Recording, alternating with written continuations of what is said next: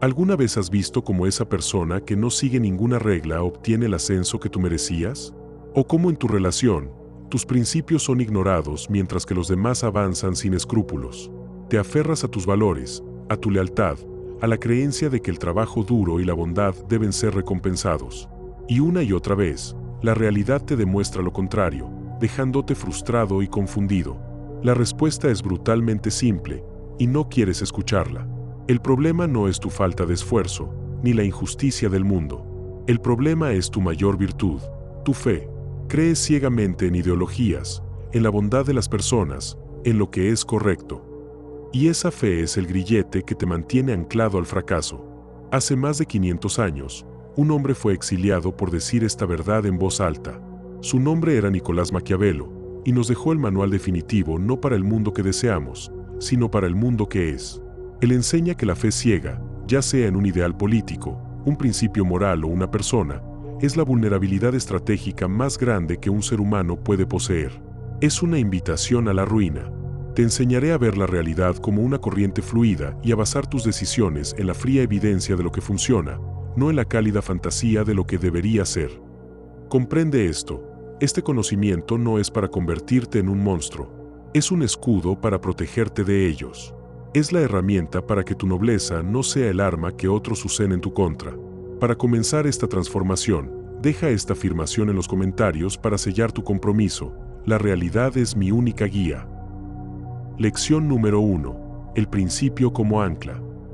Tus principios son tu orgullo. Crees que son la armadura que te protege, la brújula moral que te guía en un mundo caótico. Son tu identidad. Pero esa es la primera mentira que te cuentas. La psicología detrás de esta devoción es simple. El ser humano anhela la certeza. Un principio fijo, una regla inmutable, te da un guión para actuar. Elimina la agonía de la duda y el terror de la ambigüedad. Te sientes noble, predecible, seguro. El problema es que el mundo real no opera con guiones, no respeta la certeza y castiga la rigidez con una brutalidad implacable. Tu principio no es una armadura, es un ancla de plomo que te arrastra al fondo del océano mientras el resto de los barcos ajustan sus velas al viento cambiante. Te da una falsa sensación de estabilidad mientras te ahogas. Piensa en el Imperio bizantino en sus últimos siglos. Se veían a sí mismos como el pináculo de la civilización, el último vestigio de Roma, el centro del universo cristiano. Estaban anclados a sus principios, su ortodoxia religiosa, sus complejos rituales de corte, su creencia en su superioridad divina e histórica. Mientras ellos debatían hasta el más mínimo detalle teológico y perfeccionaban ceremonias que ya no impresionaban a nadie, el mundo a su alrededor se transformaba. Los otomanos no estaban interesados en debates doctrinales, estaban interesados en la pólvora, en los cañones gigantes, en una nueva forma de hacer la guerra que hacía irrelevantes los viejos muros y las viejas tácticas. Bizancio se aferró a su glorioso pasado, a lo que debía ser, y se volvió ciego a lo que era. Cuando los cañones de Mehmed II apuntaron a Constantinopla, la pureza de su fe y la nobleza de sus principios no sirvieron de nada contra el frío y pragmático acero. Su ancla de principios los mantuvo inmóviles, esperando el golpe final. Ese imperio eres tú cada vez que dices, no voy a rebajarme a su nivel, o mi trabajo debería hablar por sí mismo. Eres un castillo de piedra en la era de los cañones. ¿Quieres un ejemplo más cercano? Mírate en la oficina. Llevas años en la misma empresa, anclado al principio de que el trabajo duro y la lealtad siempre son recompensados. Es una idea hermosa. Es una idea que te destruirá. Trabajas más horas que nadie, entregas proyectos impecables y nunca causas problemas. Ves a un colega, que llegó mucho después que tú, socializar constantemente con los gerentes, tomar crédito sutil por ideas que surgieron en conversaciones de equipo y asegurarse de que cada pequeño éxito suyo sea visible para las personas correctas. Tú lo desprecias. Lo llamas un político, un adulador. Te refugias en la superioridad moral de tu principio. Yo no juego a esos juegos, mi calidad es mi argumento.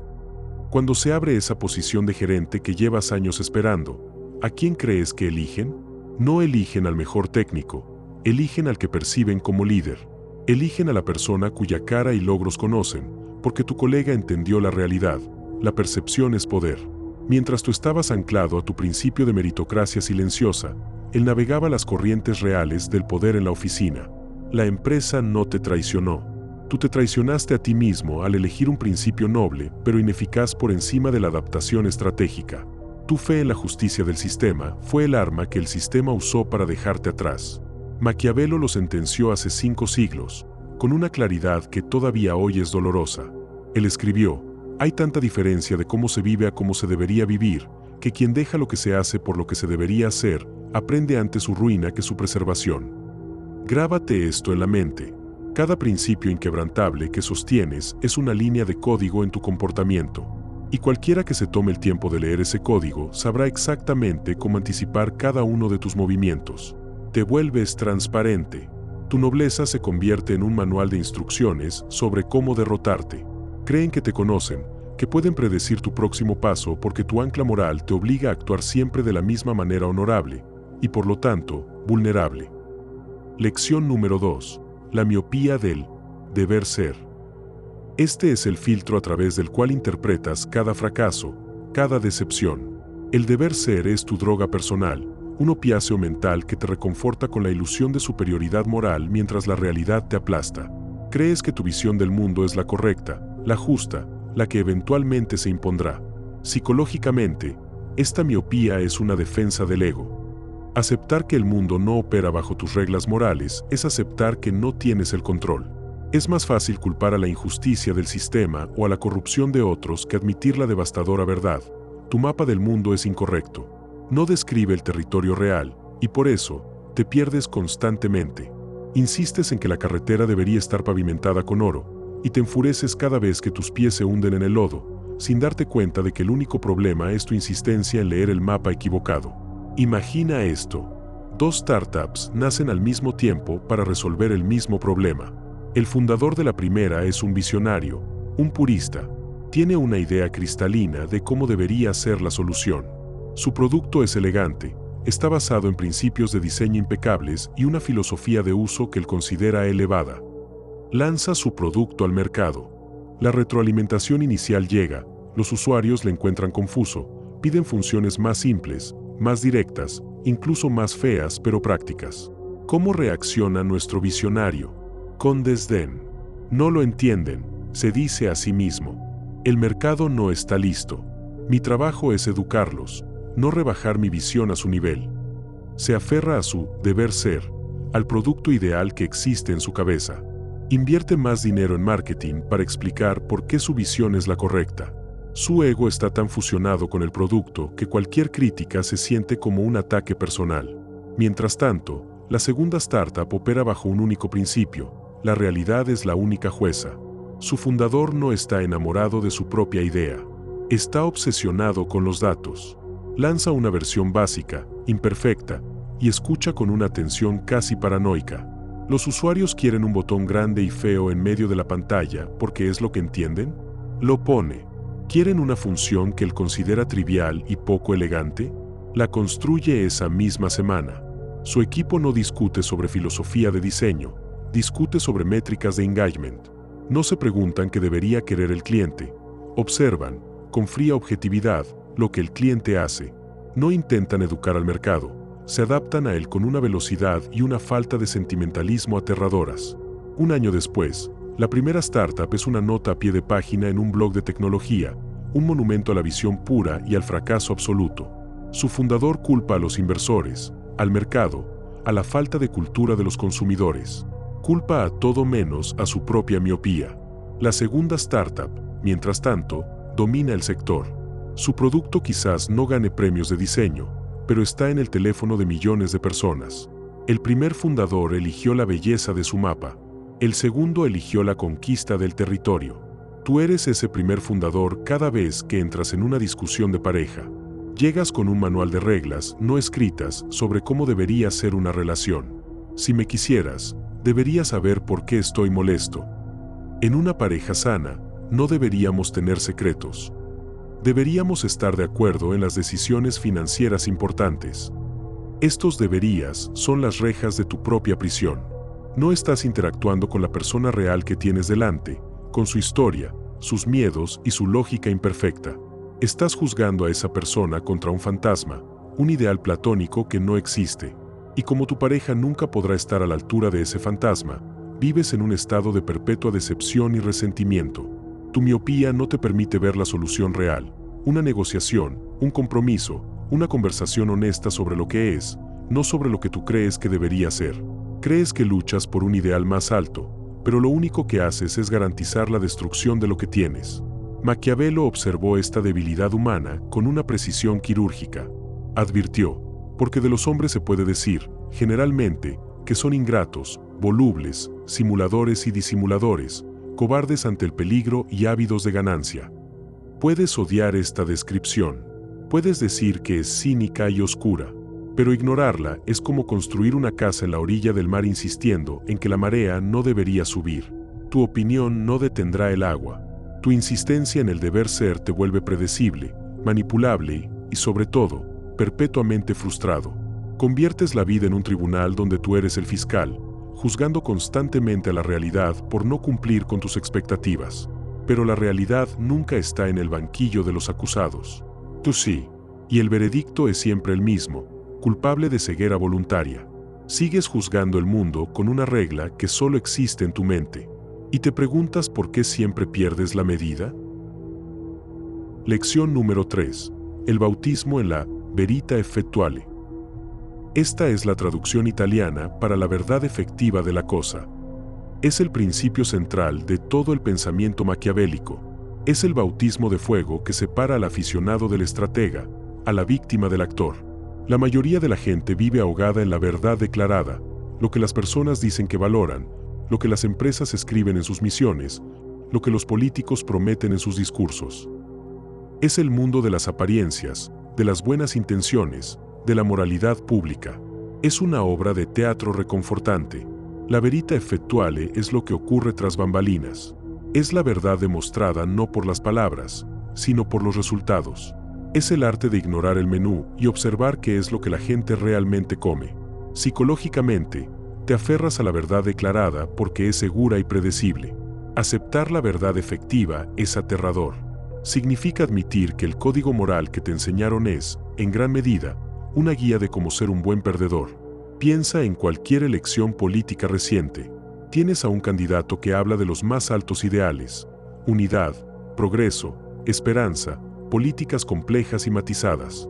Presenta un plan detallado sobre cómo el país debería ser. Es la encarnación de la verdad declarada. Su oponente, en cambio, parece ignorar por completo ese debate. No habla de ideales elevados. Habla directamente a las entrañas del electorado. Habla del miedo a perder el empleo, de la ansiedad por el cambio cultural, del resentimiento hacia las élites. No describe un futuro ideal, articula el miedo presente, la verità effettuale de lo que una gran parte de la población siente en silencio, pero no se atreve a decir en voz alta. Los expertos, los analistas, los moralistas, se burlan de él. Lo llaman simplista, demagogo. Se quedan atrapados en la verdad declarada, en cómo debería ser el debate político. Y entonces, llega el día de la elección, y ese segundo candidato gana de forma aplastante. ¿Por qué? Porque mientras uno vendía un mapa de un paraíso inexistente, el otro le dio voz al infierno personal en el que muchos sentían que ya vivían. No ganó por ser más noble, ganó por ser más real. Entendió la verità effettuale. ¿Quieres verlo en tu propia vida? Imagina una disputa familiar por un pequeño negocio tras la muerte de tus padres. Todos se sientan a la mesa. La verdad declarada llena el aire. Lo más importante es mantener unida a la familia. El legado de nuestros padres es lo que cuenta. No vamos a dejar que el dinero nos separe. Palabras hermosas, palabras vacías. Tú, que has sido educado en la nobleza y la fe, te las crees. Bajas la guardia. Mientras tanto, observa la verità effettuale. Observa las acciones, no las palabras. Tu hermano, el que más habló de unidad, se está reuniendo en secreto con el abogado de la empresa. Tu hermana, que lloró hablando de legado, ha estado sutilmente convenciendo a los empleados clave para que se pongan de su lado. El dinero no se está dividiendo equitativamente, se está moviendo. La verdad declarada es unidad familiar. La verdad efectiva es una silenciosa guerra civil por el control y los recursos. Si tú operas bajo las reglas de la verdad declarada, serás el último en enterarte de que la guerra ha terminado y tú lo has perdido todo. Te sentarás en las ruinas del negocio, aferrándote a tu superioridad moral, mientras los que entendieron la verdad efectiva cuentan el dinero. Tu fe en las palabras de tu familia fue la soga con la que ellos mismos te ahorcaron. Maquiavelo lo vio con una claridad brutal. Él escribió: los hombres juzgan más por los ojos que por la inteligencia, pues todos pueden ver, pero pocos comprenden lo que ven. Ver es escuchar las palabras. Comprender es descifrar las acciones. Este bautismo en la verdad efectiva es doloroso. Exige que asesines al idealista ingenuo que llevas dentro. Exige que dejes de juzgar al mundo por cómo debería ser y empieces a analizarlo por cómo funciona. Pero una vez que lo haces, te liberas. Ya no eres un peón en la obra de teatro de otros. Te conviertes en el espectador que ve los hilos que mueven a las marionetas. Ver la verdad efectiva no es cinismo. Es el más alto grado de claridad. Es el primer y más crucial paso para dejar de ser un efecto de la realidad y empezar a convertirte en una causa. Es ver el tablero de juego tal como es, no como te dijeron que era. Solo entonces, y únicamente entonces, puedes empezar a pensar en tu próximo movimiento. Lección número 4. La virtud como herramienta, no como mandato. Te han enseñado que la bondad, la honestidad y la compasión son fines en sí mismos. Son medallas de oro morales que debes llevar puestas en todo momento, sin importar el contexto. Este es el adoctrinamiento más peligroso de todos, porque te convence de usar un martillo para cada tarea, ya sea clavar un clavo o realizar una cirugía cerebral. La psicología de este error es seductora, te da un código simple. No tienes que pensar, no tienes que adaptarte, solo tienes que seguir la regla. Sé siempre honesto. Sé siempre compasivo.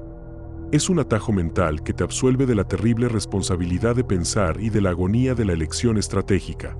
Te sientes puro, te sientes justo, y eres un blanco perfecto. Para el estratega, la virtud no es un mandato divino, es una herramienta en una caja. Y su valor no se mide por su nobleza intrínseca, sino por su resultado efectivo. Piénsalo de esta forma. ¿Qué es más virtuoso? ¿Aferrarte a una honestidad absoluta y ver cómo despiden a todo tu equipo, o usar un engaño calculado para proteger sus empleos y el futuro de sus familias? El moralista se ahogará en el debate. El estratega ya conoce la respuesta. Maquiavelo no te pide que seas inmoral, te exige que seas eficaz. Te exige que entiendas que en el juego del poder y la supervivencia, el mayor pecado es el fracaso. La ruina de tu gente, de tu familia o de tu empresa por un apego ciego a un principio abstracto es la máxima inmoralidad. Imagina que lideras un departamento en tu empresa. Se anuncian recortes presupuestarios y todos los gerentes deben presentar sus casos para justificar sus recursos. Tú vas a esa reunión armado con tu virtud principal, la honestidad brutal. Presentas tus números sin adornos, admites las pequeñas debilidades de tu equipo, expones tus proyecciones realistas pero modestas. Crees que tu transparencia será recompensada. Mientras tanto, el gerente de otro departamento, tu rival directo por los mismos fondos, entra a esa sala y presenta una obra maestra de la simulación. Infla sus éxitos pasados, presenta proyecciones espectacularmente optimistas que sabe que son casi inalcanzables, y enmarca la supervivencia de su departamento como la clave para el futuro de toda la compañía. No miente descaradamente, pero adorna, exagera y manipula la percepción con la habilidad de un artista. Tú sales de esa reunión sintiéndote moralmente superior. Él sale con el presupuesto. En los meses siguientes, tu departamento es desmantelado. Gente buena y trabajadora pierde su empleo porque tú elegiste la belleza de la honestidad por encima de la responsabilidad de la victoria. Ellos no te agradecerán tu integridad mientras empacan sus cosas. Te maldecirán por tu ingenuidad. Tu rival, en cambio, es visto como un líder fuerte que lucha por su gente. Quizás tuvo que ser poco honesto en una reunión de 30 minutos, pero fue profundamente leal a su equipo durante los siguientes 2 años, que es lo que realmente importa. Usó el engaño como una herramienta para lograr un fin mayor, la supervivencia. Tú usaste la honestidad como un mandato que te llevó directamente al desastre. Maquiavelo lo diagnosticó sin piedad, observando a los líderes que fracasaban por su rigidez moral. Escribió: un príncipe a menudo se ve obligado, para mantener su estado, a actuar en contra de la fe, en contra de la caridad, en contra de la humanidad, en contra de la religión. No lo dice como una celebración del mal, sino como un reconocimiento brutal de la realidad. A veces, para salvar el cuerpo, el cirujano debe cortar. La incisión es un acto de violencia, un acto de crueldad en el nivel micro, pero es la máxima expresión de compasión en el nivel macro. Tu error es enamorarte de las herramientas. Crees que la compasión es siempre buena, pero la compasión hacia un compañero de trabajo tóxico que sabotea al equipo es crueldad hacia todos los demás. Crees que la generosidad es siempre una virtud, pero la generosidad con quien abusa de tu confianza es una invitación a tu propia destrucción. Deja de ver el mundo en términos de bueno y malo. Es una dicotomía para niños y para tontos. El estratega no pregunta, ¿es esto honesto? Pregunta, ¿es esto útil? No pregunta, ¿es esto compasivo? Pregunta, ¿a qué fin me conduce esta acción? Cada virtud y cada vicio se convierte en una opción en tu arsenal, esperando el momento preciso para ser desplegada. Tu juicio, no un libro de reglas heredado, se convierte en tu única guía. Lección número 5. El etos del camaleón, adaptación o aniquilación. Te han enseñado a construir una identidad sólida como una estatua de mármol. Yo soy una persona honesta. Yo soy leal. Yo no hago esas cosas. Crees que esta rigidez es una señal de carácter, de fuerza. En realidad, es tu sentencia de muerte. La psicología es primitiva. Tu cerebro busca consistencia porque la consistencia es predecible y la predicción se siente como seguridad. Pero el universo no premia la seguridad, premia la supervivencia. Y la ley fundamental de la supervivencia es la adaptación. El camaleón no sobrevive porque tenga principios sobre cuál es el color correcto. Sobrevive porque renuncia a tener un color fijo y se convierte en el que el entorno exige. Tu identidad no debe ser una estatua, debe ser un guardarropa. Eliges el atuendo que te permite ganar en el escenario en el que te encuentras, y cuando la escena cambia, te cambias de ropa sin un segundo de sentimentalismo. Aferrarte a una sola identidad es como usar una armadura medieval en una guerra de guerrillas. Es admirable, es noble y es una forma espectacular de morir. Hace 65 millones de años, la Tierra estaba gobernada por criaturas de un poder inimaginable. El tiranosaurio Rex era el rey indiscutible, una máquina de matar perfectamente adaptada a su mundo. Era el pináculo de la evolución. Su tamaño, su fuerza, su especialización, eran sus mayores virtudes. Mientras tanto, en las sombras, vivían pequeñas criaturas peludas, insignificantes. No eran fuertes, no eran reyes, no estaban especializados en nada. Eran oportunistas, generalistas, capaces de comer cualquier cosa y de esconderse en cualquier grieta. Entonces, el contexto cambió. Un meteorito impactó la Tierra, sumiendo al mundo en la oscuridad y el invierno. De la noche a la mañana, las virtudes del dinosaurio se convirtieron en sus defectos fatales. Su tamaño requería demasiada comida, que ya no existía. Su especialización lo dejó sin opciones. El rey poderoso, la estatua de mármol de la evolución, fue aniquilado. ¿Y las criaturas insignificantes? Su adaptabilidad se convirtió en el arma definitiva. Sobrevivieron, prosperaron y heredaron el planeta. Ese meteorito no es una roca del espacio. Es el nuevo software que tu empresa acaba de implementar. Es la crisis económica que hace que tus habilidades actuales sean obsoletas. Es el cambio en la dinámica de poder en tu familia cuando un nuevo miembro entra en escena. Tú eres ese dinosaurio cada vez que dices, así es como siempre hemos hecho las cosas. Eres ese dinosaurio cuando te niegas a aprender esa nueva habilidad porque la consideras una moda pasajera o inferior a tu método. Te aferras a la especialización que un día te hizo fuerte, ciego al hecho de que el mundo que te dio ese poder ya no existe. Estás esperando a que el sol vuelva a salir, sin darte cuenta de que el invierno nuclear ha llegado para quedarse. Observa tu carrera profesional. Eres un programador experto en un lenguaje de programación antiguo pero robusto. Has construido tu reputación sobre él. Eres el dinosaurio de tu departamento. Escribes un código elegante, estable, perfecto. Pero la industria se mueve hacia un nuevo paradigma, más rápido, más flexible, quizás más sucio, pero infinitamente más adaptable a las demandas del mercado. Los nuevos proyectos se asignan a los programadores más jóvenes, a esos mamíferos que no tienen tu profunda experiencia pero que dominan las nuevas herramientas. ¿Cuál es tu reacción? El desprecio.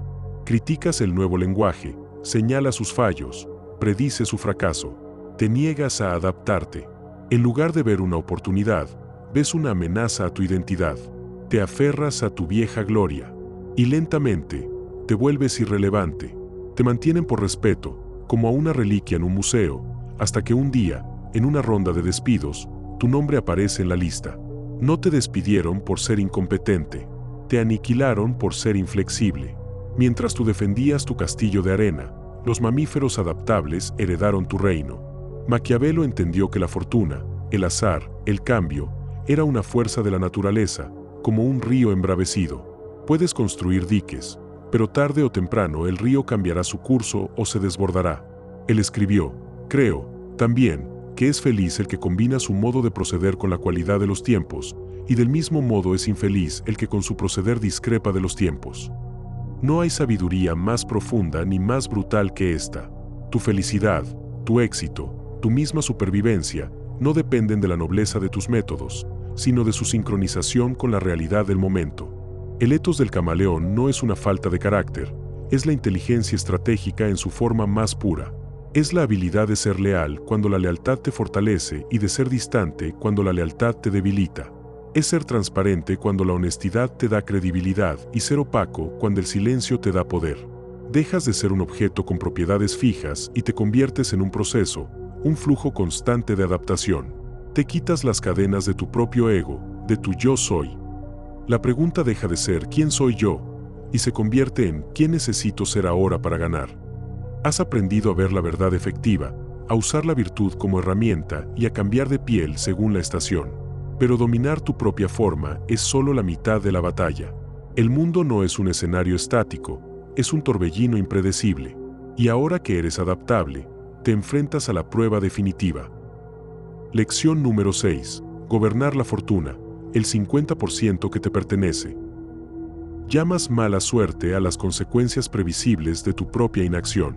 Te consuelas con la idea del destino, del azar, de fuerzas cósmicas que conspiran en tu contra. Es la excusa definitiva del impotente. Psicológicamente, es un alivio. Si el fracaso es culpa de la fortuna, entonces no es tu responsabilidad. Te absuelves de la culpa y te refugias en la noble tragedia de ser una víctima. Maquiavelo destrozó esta fantasía.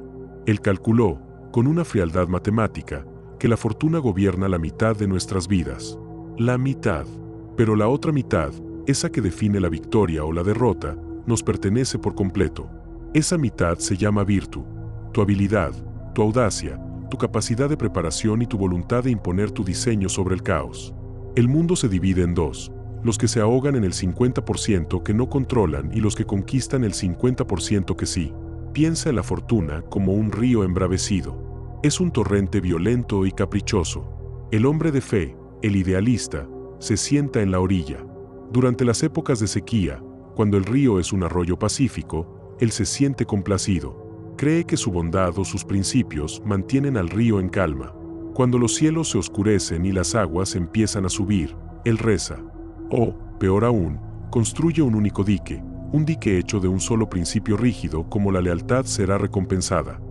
Confía ciegamente en que esa única defensa resistirá la furia del agua. Cuando la inundación llega, no solo destruye su dique inútil, sino que lo arrastra a él también. Ahogándose, maldice al río, maldice al cielo, maldice su mala suerte. Muere como un mártir de su propia ceguera. El hombre de virtud ve el mismo río, pero no ve un Dios al que apaciguar, sino una fuerza que manejar. Durante los mismos tiempos de calma, él no descansa. Está trabajando. No construye un solo dique, sino un sistema complejo. Construye presas de contención en los puntos débiles, draga canales para desviar el exceso de agua, refuerza las orillas. No intenta detener el río, eso es una fantasía de tontos. Su objetivo es canalizar su poder destructivo y, si es posible, convertirlo en una ventaja. Cuando la inevitable inundación llega, la furia del agua se encuentra con su red de defensas.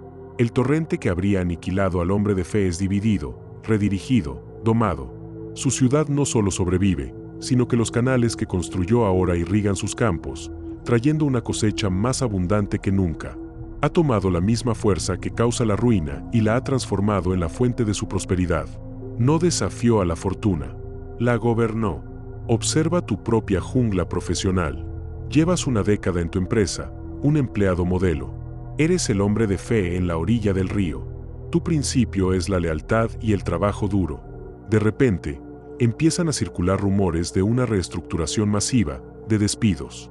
La tormenta se acerca, el río empieza a crecer. Tú te aferras a tu dique, he dado todo por esta empresa, no me tocarán. Doblas tus horas de trabajo, creyendo que esta demostración de fe te salvará. Mientras tanto, una colega tuya, a quien consideras una oportunista, es la mujer de Virtu. Desde el primer rumor, ella no rezó, actuó. Empezó a investigar las nuevas directivas de la compañía, identificó las habilidades que serían cruciales tras la reestructuración y se inscribió en cursos para adquirirlas. Creó alianzas estratégicas con personas de otros departamentos que sabía que saldrían fortalecidos. Actualizó su perfil, hizo visible su nuevo conocimiento en reuniones clave y se ofreció voluntaria para un proyecto piloto que nadie quería, pero que estaba alineado con la nueva visión de la empresa. Ella estaba construyendo sus canales. Cuando la inundación llega y la lista de despidos se publica, tu nombre está en ella. Te sientes traicionado, aturdido. Tu lealtad no era un dique, era una lápida. A tu colega, en cambio, no solo la mantienen, sino que la ascienden para liderar uno de los nuevos equipos. La mala suerte que a ti te destruyó, a ella la catapultó al poder. No fue suerte, fue el resultado inevitable de dos estrategias opuestas frente a la misma realidad. Tú esperaste a que la justicia del mundo te salvara. Ella impuso su voluntad sobre la injusticia del mundo para salvarse a sí misma. Maquiavelo lo escribió para que nadie tuviera excusa. La fortuna es como uno de esos ríos impetuosos que, cuando se enfurecen, inundan las llanuras, derriban árboles y edificios, pero esto no impide que los hombres, en tiempos de calma, puedan tomar precauciones con diques y canales. Puedes pasar tu vida quejándote del río, o puedes convertirte en el ingeniero de tu propio destino. La elección no es entre buena o mala suerte. Es entre la preparación y la ruina, entre ser el efecto del caos o ser la causa del orden. El estratega no espera a la tormenta para aprender a navegar, construye su arca en la calma del desierto, sabiendo que la lluvia siempre llega. El mapa ha sido revelado. Has aprendido que tus principios más nobles son anclas que te arrastran al fondo, que tu insistencia en el deber ser es la miopía que garantiza tu derrota. Has sido bautizado en la fría y brutal verita effettuale, la única verdad que importa, la de los resultados. Ahora comprendes que la virtud no es un mandato sagrado, sino una herramienta táctica, y que tu identidad no debe ser una estatua, sino un arma que se adapta al combate. Y lo más importante, has aprendido que la fortuna solo gobierna la mitad del juego, la otra mitad te pertenece, esperando ser conquistada por tu virtud. Ahora, la elección es tuya y no hay punto medio.